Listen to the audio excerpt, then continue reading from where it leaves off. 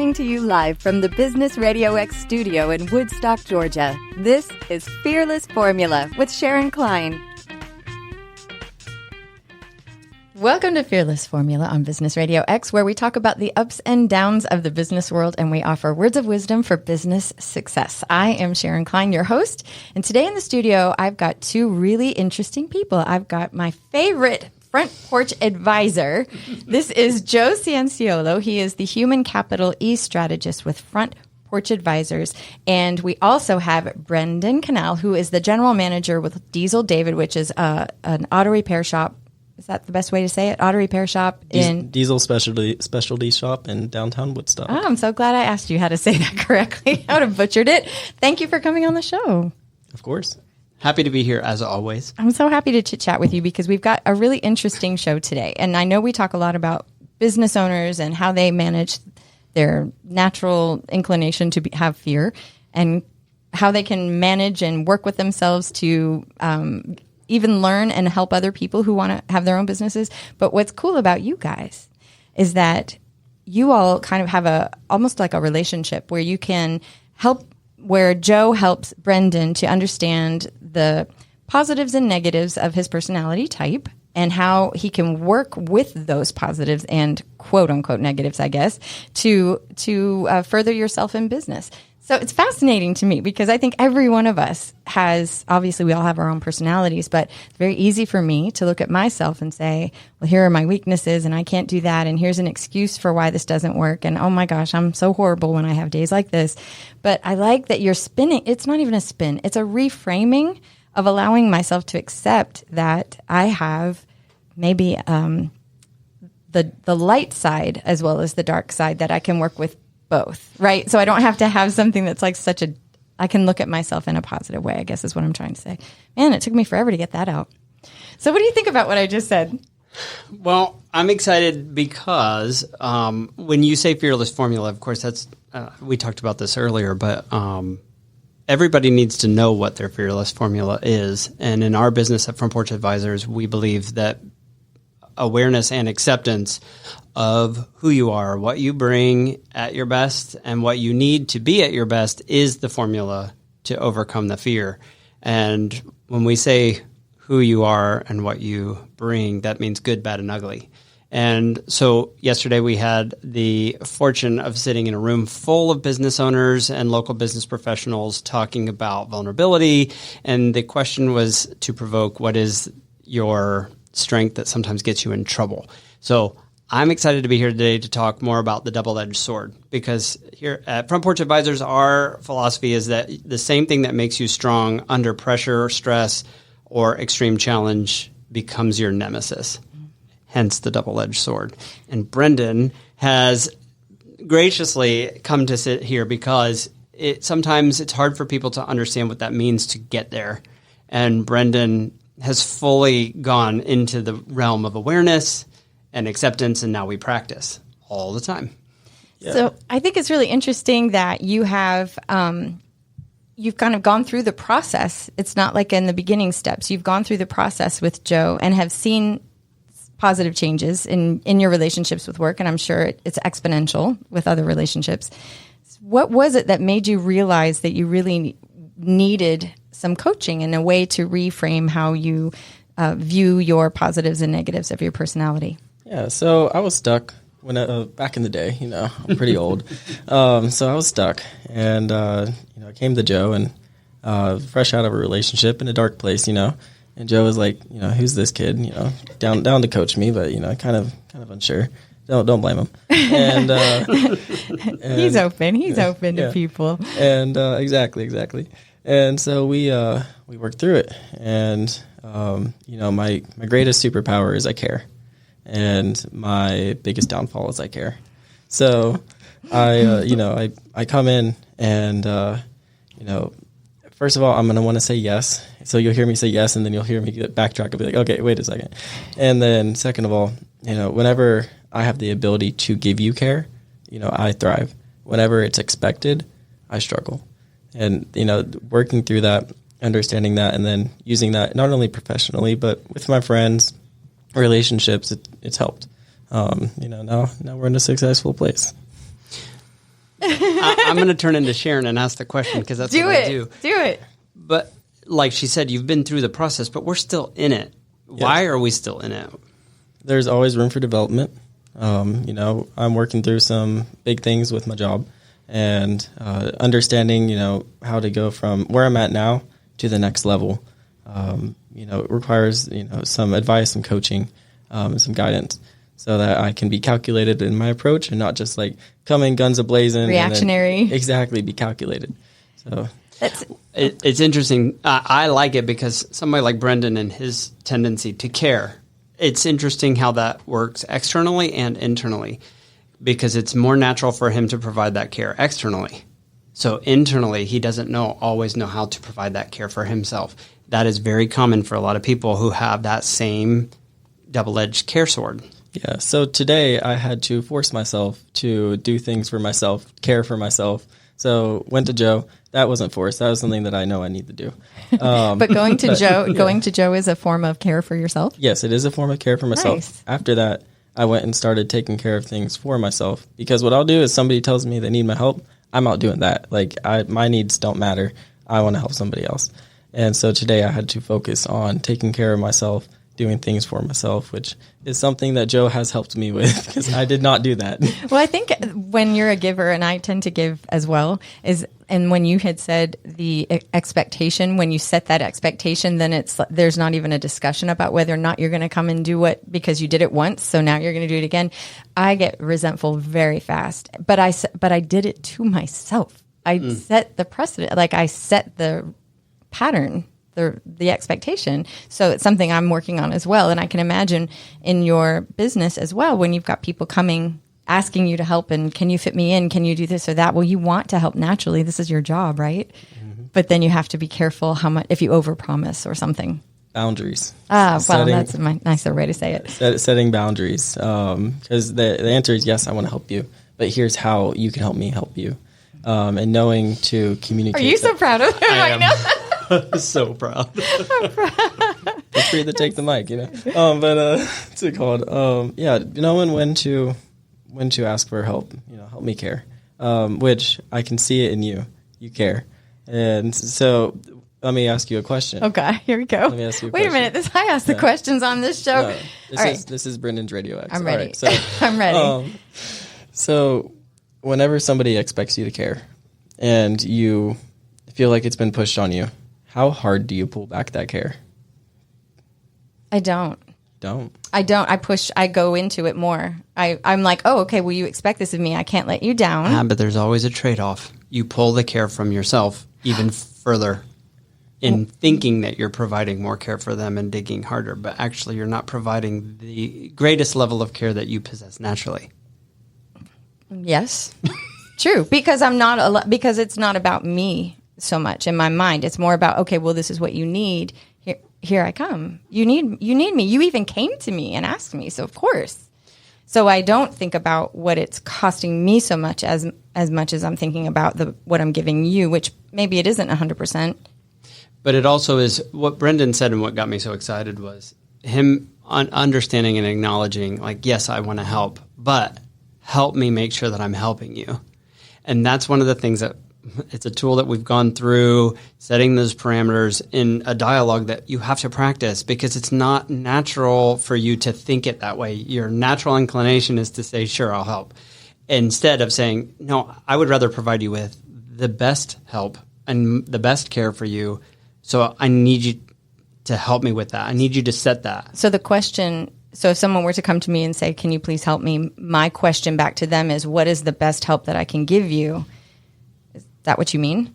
Sure, that can help. Or if you feel the need to want to say yes out of obligation, is to say, what is it that would be an opportunity for you to help as opposed to an obligation? So you say, okay, I am most likely to want to help when I know X, Y, and Z.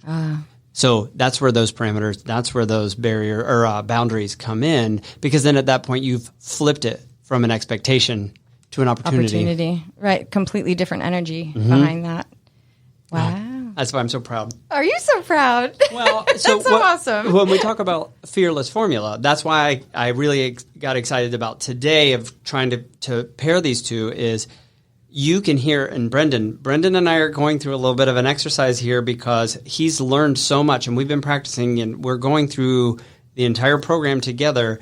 And now I hear him sharing that out and not being afraid. So overcoming that fear of thinking, I just have to do it. No, he wants to help others around him, which is part of his care mechanism. Yes. But it's the opportunity care mechanism, knowing that when you use his formula, when he uses his formula, then it is exponentially more effective. Because he's protecting himself as well. It's not coming at a expense of yourself. Well, that's the trade-off that we want to keep healthy. At the expense of you is not healthy. Brendon, what happens to you when you don't consider your own health when providing care for someone else? We go downhill, dark places. But, then I have to take a step back, find my peace. I usually, I'm a person that likes to be around people. I'm a nurturer. I care. I want to be with my people. But I have to step away. I have to ground myself. I choose to go to the top of a mountain at midnight and stay there all night. That's me. And, find my peace, find my groundness, and then come back whenever, I've healed and then I can handle, right. Helping with everybody. And when you scale out, which depending on your wiring, some people are wired for very day-to-day and some people are future. Just what he explained about getting away, going on top of the mountain, even that little bit of time will energize him enough that when he comes back down, that ability to care is fueled by inner energy. Yes. If you take that away, like we talked about earlier, if the trade-off is pulling your energy, then you're not going to have the fuel in your tank to actually get the job done. Like you might be limping along, and that's not you at your best. You at your best is, oh my gosh, watch me come care. I am so good at providing care. So I've heard the notion of boundaries are loving. They seem mean, but they're loving. And I think for me, that's always been a big challenge for myself to be able to say, I see that you need me, but I can't give that to you right now because I need to take care of myself for a little while. It feels like I'm in the face of someone needing me saying no. And that is so counterintuitive to my wiring, I believe. But I do get the notion of being able to be quiet in myself and give my spirit what it needs so that I'm not resentful, because that's a big theme, I think, for me. Have you found the same in your relationships or with work? Yeah. And, I am so inclined to want to help and care. So I'll lead with, hey, if you can't find anyone else, I'll help you. But I have other things I need to do. And this isn't professional, it's more personal, but I have other things I need to do. So if you can find someone else, I need to go do these things. If I have to, make some space, I can come help you. And, setting that boundary of, hey, yes, I'm here as a resource. If you absolutely need me, please explore another option. Do you hear how, though, it's kind of one of those things where he's keeping himself grounded in the fact that he will care, but not overcorrecting. He's staying really grounded in the fact that, hey, I have to care for myself. That, in order for it to be a fearless formula, it has to be practiced. It has to be, you have to constantly be aware. In this moment, am I obligated or am I opportunity? What would overcorrecting look like in that scenario? Brendon? Overcorrecting. Either agreeing and then ghosting or just saying no. Flat out no. No. Risking the feeling that this person is going to walk away knowing that you don't care, which is opposite of who you are. Well, and I think the overcorrect can also look like martyring yourself by taking everything on and just kind of saying, no, everybody else out, I'll do it, until you run completely into the ground, which we've had to face a couple of times, where the physical health part of it goes away. And even though anyone who has that care double-edged sword can sustain that longer than most, at some point you lose your influence because of it. So something will give, emotional, spiritual, physical. Oh, yeah. Somewhere along the way. Mental. And the thing that I find, and Brendon, I would love for you to share, is especially in the business, when you have customers, they can feel this natural tendency to care. So when he brings sort of the credibility and competence of awareness and acceptance of help me make sure that we do this properly, it actually grows his influence and his trust within the customer base, which makes them more likely to want to do business with him because he is being fearlessly but grounded. How often are we not grounded? As a general statement, percentage it out. I'm doing better every year.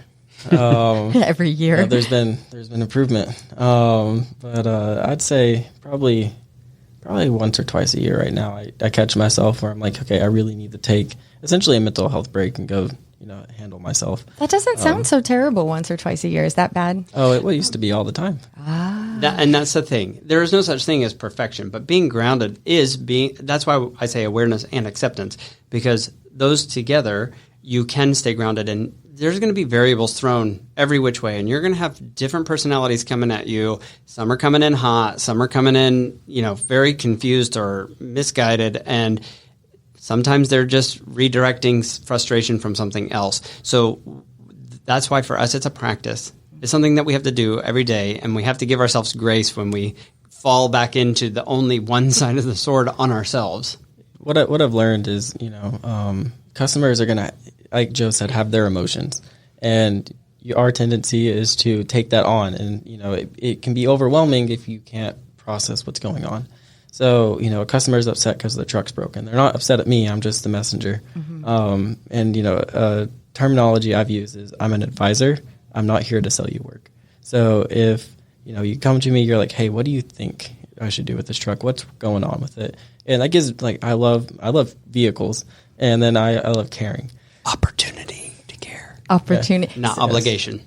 Mm-hmm. Opportunity to care, but you're not obligated to care. Exactly. Interesting. And so I can guide them through the process of, hey, let's figure out your circumstances. Do you make money with this truck? Is it just a hobby? And, guiding them through that. And, hey, it makes sense to fix it if you're losing $1,000 a day because you're not driving this truck. Does it make sense to fix it if it's just your daily driver? Mm-hmm. Probably not. And, guide them through that. Hey, it's sellable right now. Here's some other vehicles you can get. And, I'll talk myself out of a large sale just to make sure that customer is cared for. And you keep yourself grounded in the meantime. That's the goal, right? The energy is feeling like you're not overcompensating or trying to sell them or trying to placate them in their feelings. Just a conversation. Ask him how his numbers have done since he has become grounded. That was my next thing is how has this impacted your daily life, personally and professionally? Daily life. Oh, man. That anxious feeling, you just get that overwhelmed. I have anxiety rings on as we speak. They're like fidget spinner rings because I live in that space. So there is a space outside of that space. And there's a space outside of that space. Yes. And you can access that more and more as you understand what's going on internally. I can be overwhelmed, and I can take a second to be like, okay, I'm overwhelmed. And just that second of realizing hey, this is building up inside of me, take a breath, realize it's happening, and then you can control your response and kind of guide yourself out of it, figure out what you need, move forward from there. And, that piece, I'm an anxious person, but I operate very calmly now. That's nice. And that's amazing. How are your numbers at work? We have, if I remember correctly, 7 or 8% growth a month. So, how do you feel about that? What do you think? A little accomplished, but I have an excellent team that I work alongside with to get there. That's very humble. As always. But that's the thing. Sometimes we try too hard as business owners. If we think being fearless means being loud, bold, caution to the wind, hustle, push. But if that's not the formula that fits into who you are at your best, then it's not going to work. So instead, when you ground yourself, it naturally, like I said earlier, grows that influence to the point where people are gravitated towards you. And because, like he said earlier, you don't know what's causing their stress. They come in emotional because of whatever. It may not just be their vehicle. And when you're around somebody who is practiced and grounded, it's calming. And it makes you realize, oh, wait, maybe I can notch it down. And they don't even know it, but they definitely are attracted to it. And that is a good thing. And it builds trust. but it's not trust because you're trying to prove that you're trustworthy. It's, no, this is who I am. This is what I do. I mean, the way he says it, I love it because it sounds so professionally created. No, it's Brendon doing the study, understanding what that awareness piece, the acceptance of it, and this is it. I have nothing to prove, nothing to hide, nothing to lose, totally grounded in myself, and I would love to help. Here's the best way to do it. What was the process like when you were just starting, where you were the first time you were in a scenario where someone came in and gave you sort of a lot of all their energy and stress, and you had the tools in your head of how to ground yourself? Was it scary in itself to do that? How was that? It can be overwhelming, working with somebody who's operating from a place of emotion. And, a lot of times they want to be heard. So hear them, help them, walk through the process of, hey, here's what we've done. Here's, the conversations we had, and putting the rational back in the conversation is helpful for me. That's where I operate best. So working through that, and, whenever they get a misconception or something, helping guide them, like, hey, no, this is what's going on. And, I just want to make sure, we're on the same page. I understand your frustration. I want this vehicle fixed just as much as you do. I will have these conversations, but these aren't the conversations I like to have. I like to have hey, you're good to go. The vehicle's awesome. But how you handle the hard conversations is almost more important than how you handle the easy conversations. Was it a challenge to change your interactions to be more grounded? Or how challenging was it? The process getting there is the challenge because it's a lot of internal. It's not as much external. So I would say it's challenging internally. But in those cases, once you become healthier and healthier in your practice, they become easier. Do you find that things didn't... Oh, sorry, go ahead. Go ahead, Joe. Go ahead. I am excited to hear him say that, and because I watch it. I get to work with it all the time, and the confidence just grows the more practice he gets. And so it's hard for him to remember as dramatic of a difference because now it is an ongoing thing, and we all fall back into some past patterns. We, sometimes under that extreme stress, we do use the other side. Or of we're our hungry, sore. or we're tired, or we're, there are various reasons, right? Right. And so to hear him say it like that makes me very proud. And I know we still have work to do, but it is building sort of that repetition and being rhythmic about understanding that being grounded is not something you can just read in a book and just have.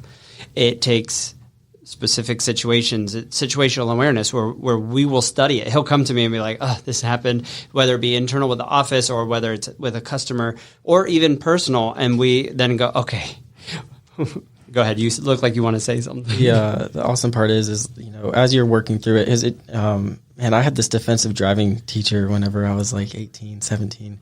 And he called events that you pull from movies. So you build your movies. And, as you have those conversations, you're building experience. And afterwards, you're oh, I messed up here. And not mad at myself, just data. And hey, I could have done this better.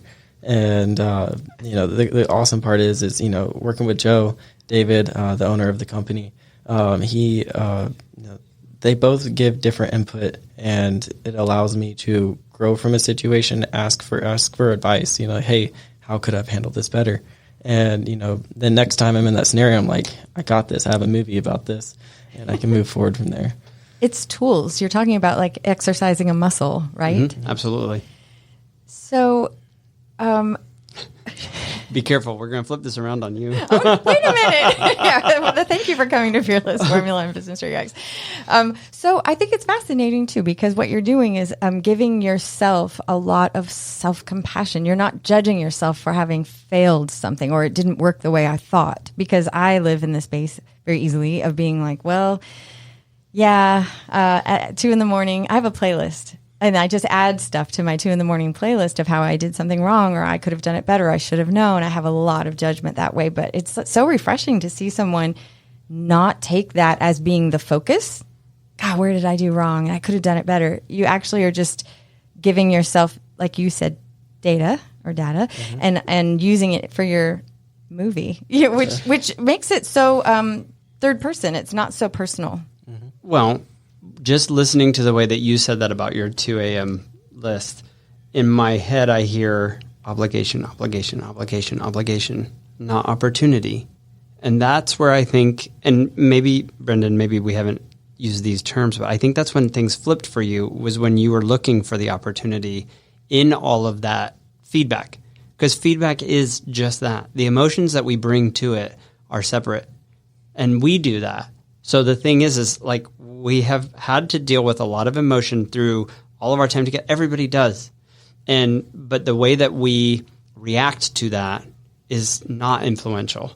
And that's the part that when he can say, you probably, well, it's not a video, but I smiled because I always say it is just information. It's not good or bad. It's information. What we do with it is a response. If we don't think it through, if we're not aware of it, if we don't accept it as data, then we will react. And our reactions tend to be the other side of our double-edged sword. Interesting. But why? Let me ask you this. Why?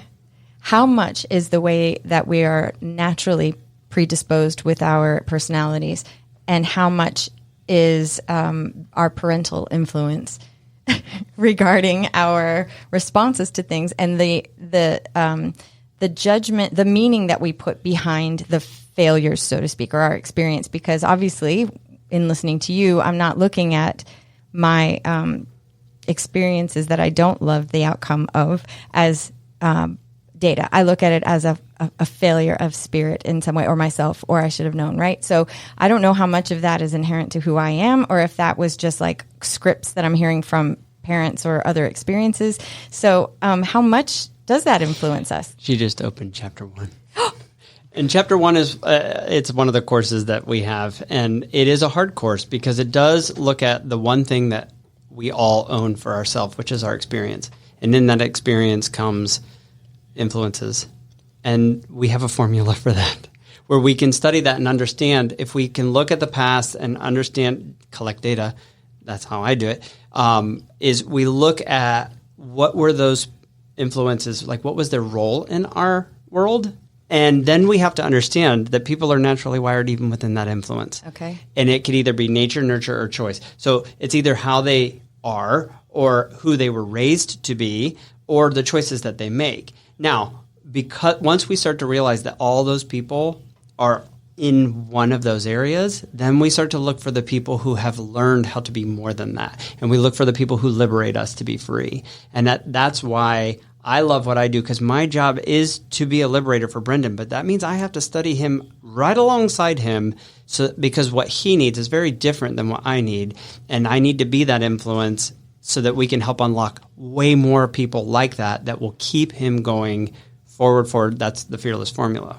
Well, I wanted to ask you, do you also have relationships that you've had to let go in this process because they are not the types of people that will help you along your journey? Every relationship has its own unique attributes. I have a lot of challenge in my life with what I do. So I look for support and I look for positive influences on my life. Fortunately, I've had a good friend group and relationships throughout my life where even from a young age, if somebody wasn't making me feel good about who I am or wasn't offering challenge in an appropriate way, then I was already going to distance myself. Because the cool thing about being a person that really cares is our weapon is you just pull back care. Listen, I have what's called the INFJ door slam.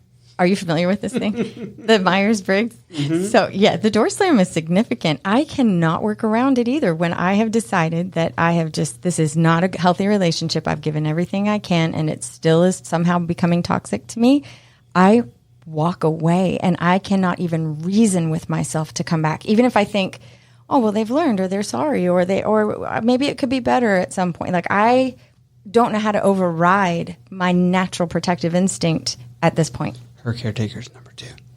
My caretaker's number 2. Yeah, because for us, we study all of those patterns and tendencies in an order that's most natural, and we are a combination of all of them. Got and you. so his is number 1 and yours is number 2, which is why yours is a little bit more extreme that's why you have the shut the door, what you referred to.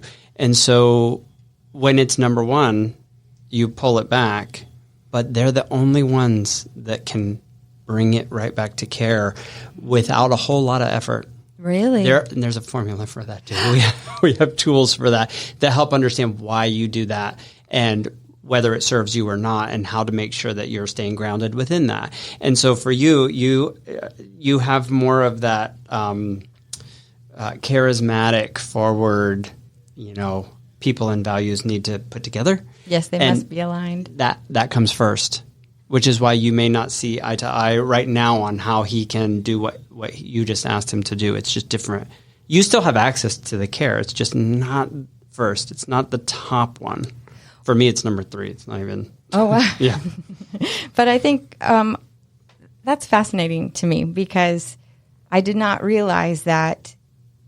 I always thought of myself as a caretaker number 1.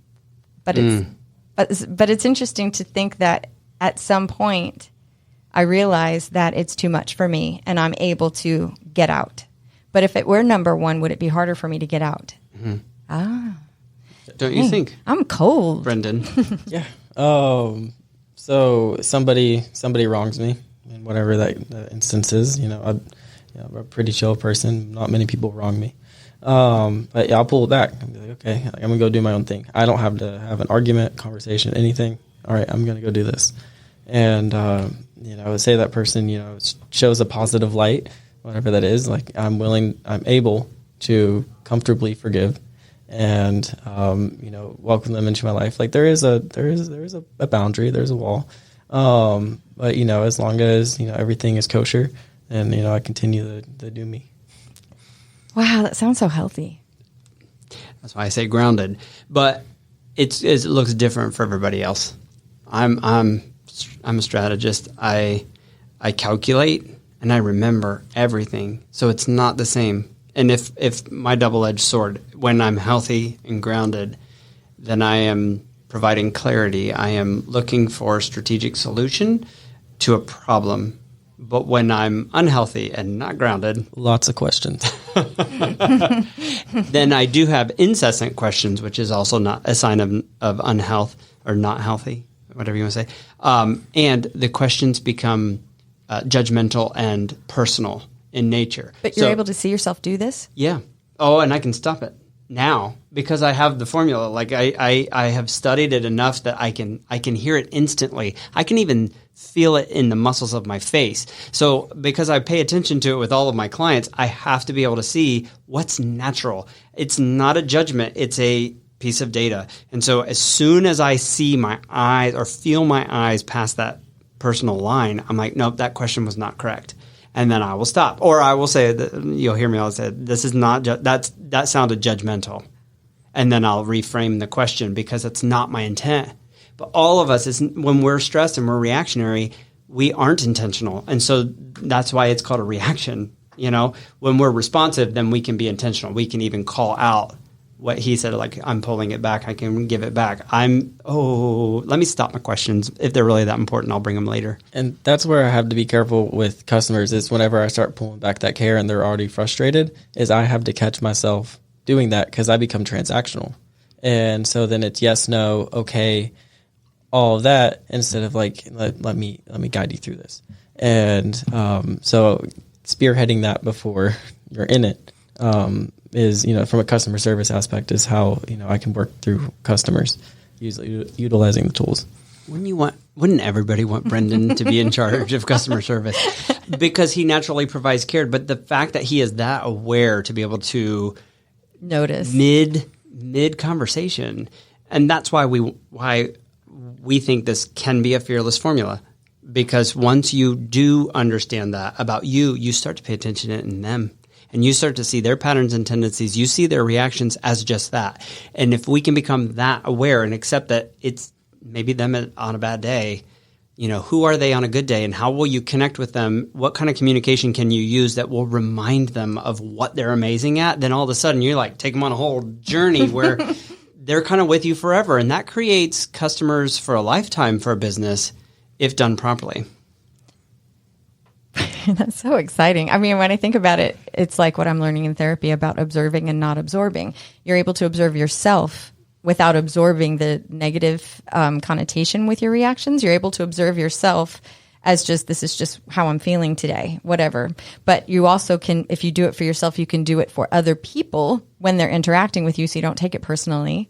And they can feel that, because you can have a space of them being upset and it's not going to rattle you and create like a bad energy that could create a huge argument or something. And then they feel grounded as well because they're kind of feeding off of you, right? Well, yeah, what I would say, and Brendon, I would love for you to chime in, but for any caretaker, it will affect you. But the question is how much? So as I always say, like for caretakers that go into self-deprecation because they're overstressed, they start going down the steps into the pit. And I always say, if you're going to go into the pit of despair, you are naturally going to do that because you care so much. The question is can we stop you 5 steps down instead of taking yourself 1,000 steps down? And in doing that, you aren't denying who you are. You're just reminding yourself, oh, wait, stop. Mm-hmm. I've been down there before and I don't want to be there now. Yeah, taking a breath, giving yourself a reset. There's been a few times after like the heavier conversations where, I'm a car guy, I work at a shop, I work there for a reason. I'll, have one of those heavy conversations like, all right, just need to go on a quick 15-minute drive, go on a drive, go do a lap, and then, come back. And, that little reset of, hey, I realize I need this, or, most of the time a customer doesn't get to me anymore. Like, okay, on to the next one. But whenever you do have those heavy ones, you just need to take that second, find your ground, and then, move forward. Because if you carry that to the next customer, then it's just going to keep going. You're like, man, I've had 6 bad customers today. It's not the customers. Yeah. Yeah. What did you just say? I said it's not the customers. If you have 6 bad customers, it's not the customers. Right. Interesting. Such self-awareness, though. Wow. And I'm so proud to sit next to him and watch every one of my clients who takes this to heart and really decides that they want to make this into a fearless formula. It is so fun to hear them talk about it, good, bad, and ugly, because we're not going to be 100% great at it. But if we are 70, 80% great at it all the time, that's awesome. There's space to not be 100% great at it because nothing is perfect. But instead of judging that, we accept that, I screwed that one up. Tomorrow I'll do better. The win feels so much better when there was loss. Dang. He's very, very good. Are you so bad? I am. It's exciting to see that some of the tools that you 100% believe in and know work in real time, you've seen the positive effect it's had, not only in your interpersonal relationships, but what it's meant in terms of dollars, which is what's important here. We're talking about in business.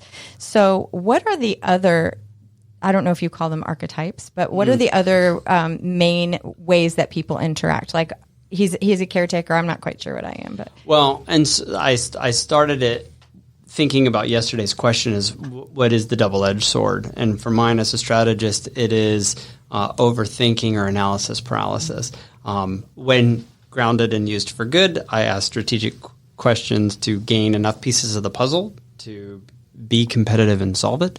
When I'm stressed out, it's too many questions internally first, and then externally is awful, and I will lose credibility instantaneously when I do that, which is why I had to practice learning how to stop.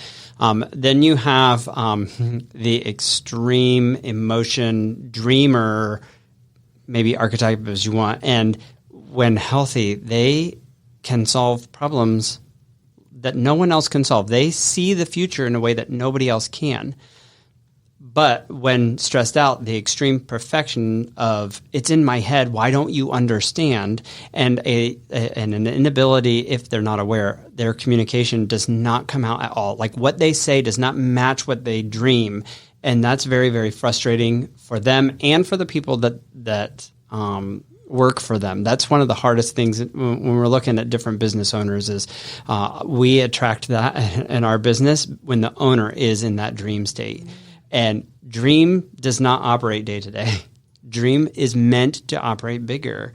So then you also have a more dominant, which most business owners want to be. We will call them initiators for today's purposes. when amazing and healthy and grounded, they actually execute and make the biggest things happen because their confidence is through the roof.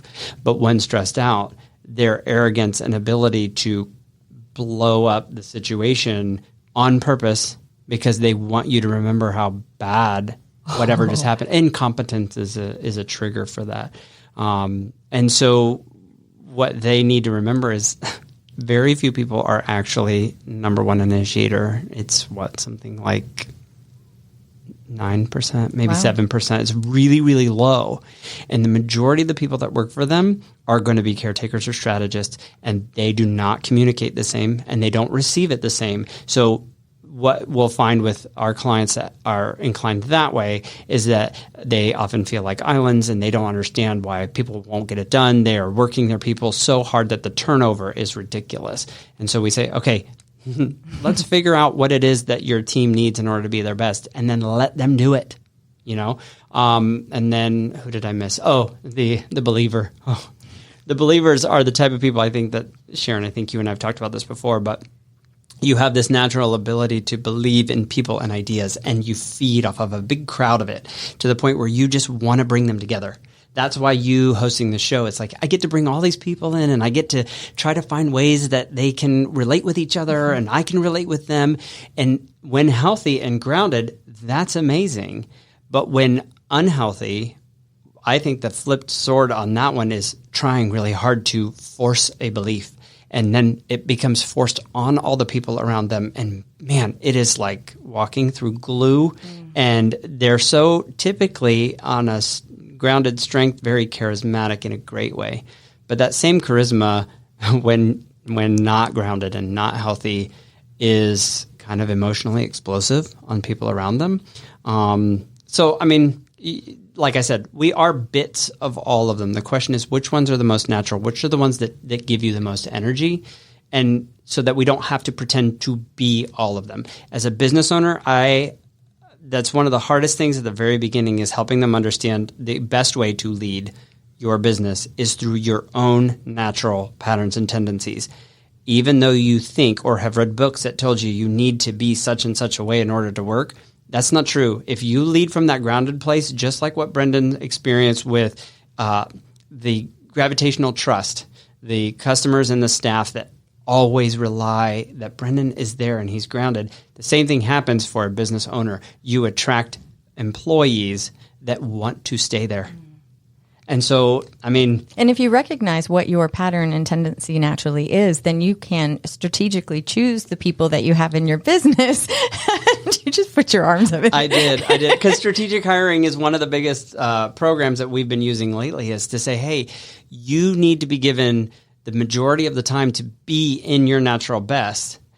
And the people who are going to balance that is probably your natural least. Mm-hmm. So why don't you hire those people and empower them to be their best? And Brendon was one of those strategic hires. And it's beautiful. It's glorious. It is sometimes unexpected, but it has the biggest outcome, I guess. It's the best outcome.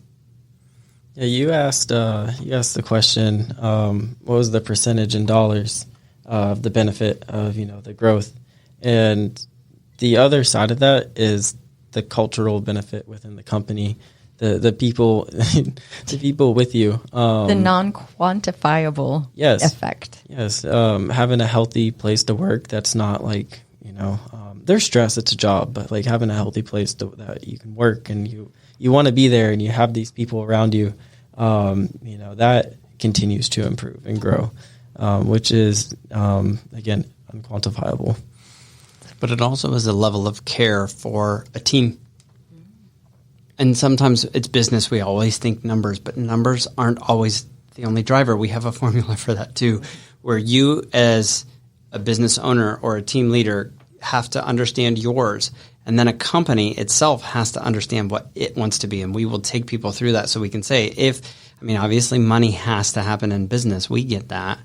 But if it's not a natural top driver and it's getting the most of your time, energy, and effort, it's going to feel off. It's going to feel against the grain.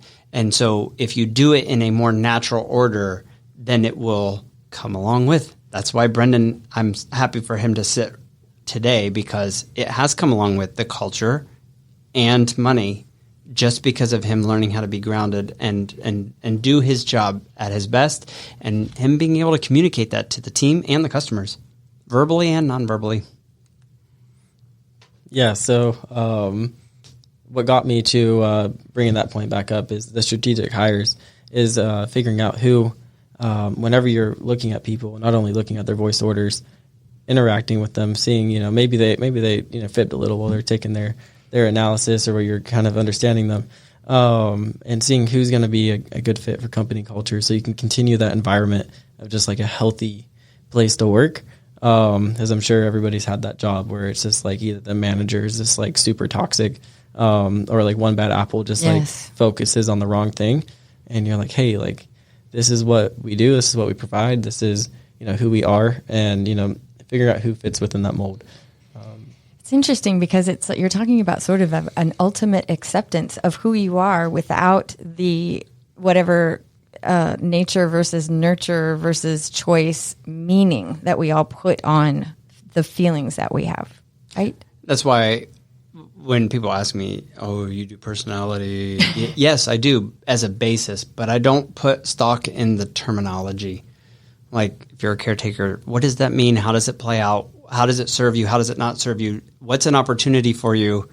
And what's the opportunity for the company? And that's strategic hiring. That's kind of the big thing, is you can get warm and fuzzy vibes from somebody who's extremely charismatic in an interview, and they may have the best credentials, but if the job that is needed does not serve their natural best tendencies, it won't last. And it's really a formula there too. So what we always say is when we do, because we've done interviews on the front porch with clients of ours, we say, oh my gosh, you're awesome. That's not the job that we have right now. But when we do, we would want you and we'll call you, because we don't want to give you the false sense that we just want you in our team because we like the team environment. You fit the team environment. We want to make sure that you have the right opportunity to continue to be healthy and actually, develop yourself and say, hey, I want to be here, and I'm going to be more committed to being in a place that values me for what I bring, not just what's on my resume. I love that too, because the way you're talking about it is I am not a victim of my personality and the jobs that are out there, and someone's not putting me in the right place. I'm not so much a victim. I can take action to change the outcome, which feels so much better. Yes. But it requires, when I said at the very beginning, we talked about awareness and acceptance.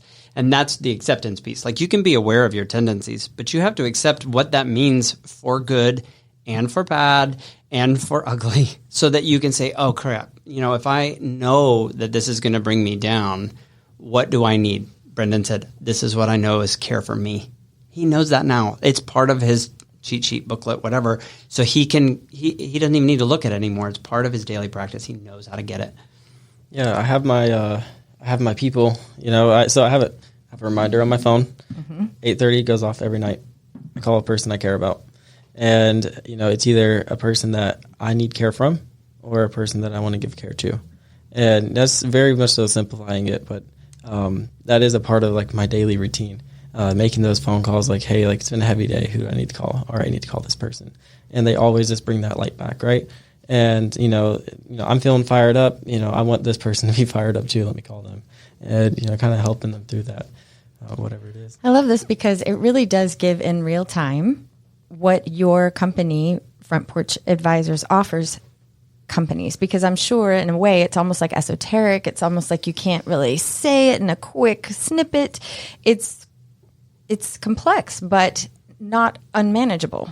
And so I guess I really like that you've had a moment here to explain not just from the beginning, like we did with Anna Kawar, which was so interesting because it was like the initial, this is what it would be like if someone just came to you brand new and assessed what are your things that you like about yourself and don't, or how it works in your business. But now you can see the other side of you're not a completely different human being. Like, the notion of, I have to change can be so daunting and scary. And what is this going to mean am I still going to like going, skateboarding? What's it going to mean for my life? But I love that you have you're the best version of yourself. Yes. Still yourself, just the best version of yourself, which to me, if someone told me that you're going to be the best version of yourself, then I'm not going to be so scared to go through a process of kind of unpacking all of the different things that I don't like about myself, or I have to look at myself and maybe change. But I don't want to change too much because that seems like too much. Yeah. Learning to use your natural wiring, to benefit your job. So like I'm a service advisor, service writer. I sell work for a shop. So it was exhausting for me when I first started out to sell work for a shop.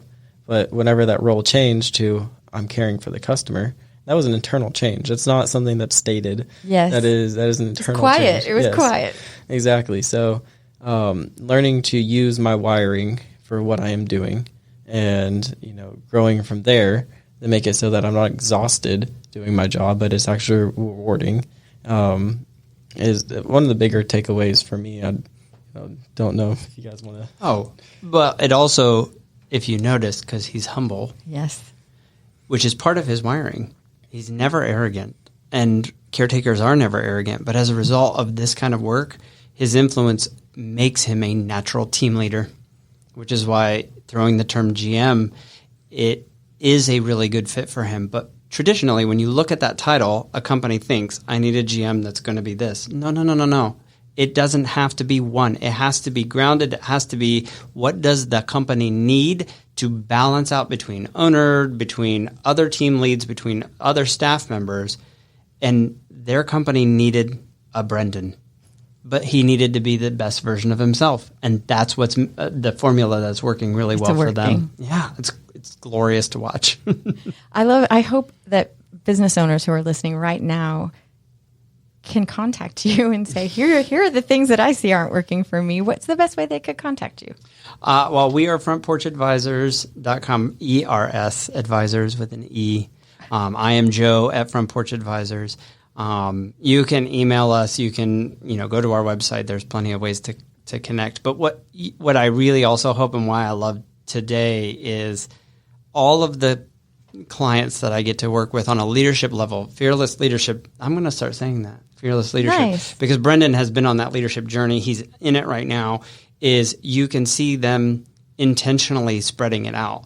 Because that's part of what it means to be a fearless leader, is that when you know this about yourself and you become grounded, you want other people to be their best selves. And so that's why listening to Brendon talk to you and then all of a sudden flip things back. He was asking me questions. Yeah. It's because if we do that as a community, we all want the best around us. We want the best. And that is, like you said, you don't have to change. And you don't have to pretend to be extremely dominant or extremely demanding. You just have to be grounded, because everybody brings something different to the table, and it's necessary in all arenas. So go ahead. Everybody sees the fake, but they respect the real. So be yourself. Don't pretend. I will pay you later. But it's coming out of him, and I get to usually when we're in session, we're doing the work like right now. But when we are at this point, I'm watching, and he's coming up with these gems that it just makes me feel like I want to do more. I want to continue, and I see Brendon continuing his journey upwards. And the fear it didn't even play a part today, I don't think. Not at all. Fearless formula. Fearless formula. I was ready. I like that you say when you're elevating yourself and you want to elevate people around you, well, then it just elevates everything. Do you know what I mean? Like exponentially. Well, and like you said, people can feel the fake. And the try is fine. I don't have a problem with people trying, as long as they're willing to accept that they're trying.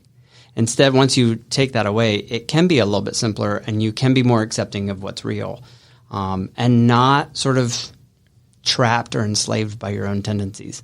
The double-edged sword is there for everyone. The question is do you know which way to hold it? Do you know which way to use it? And can you stop yourself when you start to see that it's not the best version of yourself? Takes practice. Even I, after all these years, will find plenty of opportunities to say where it's not, but I bring people like Brendon right into that, where I will call it right out so that I know, and he knows. Yeah, we've had many sessions where Joe's like, did this.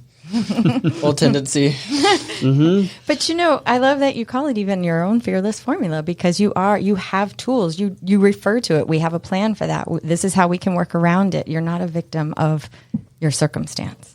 Well, and it's really easy to measure numbers, but like you said, the intangible, the culture, these words that have, I think, been a bit co-opted lately, that's what you felt from Brendon. Yeah. So when we do that, we do have tools, we do have formulas, but it's sometimes harder for a business owner to think, man, I really need that, because they want to know, how is it going to improve sales? Well, this is it.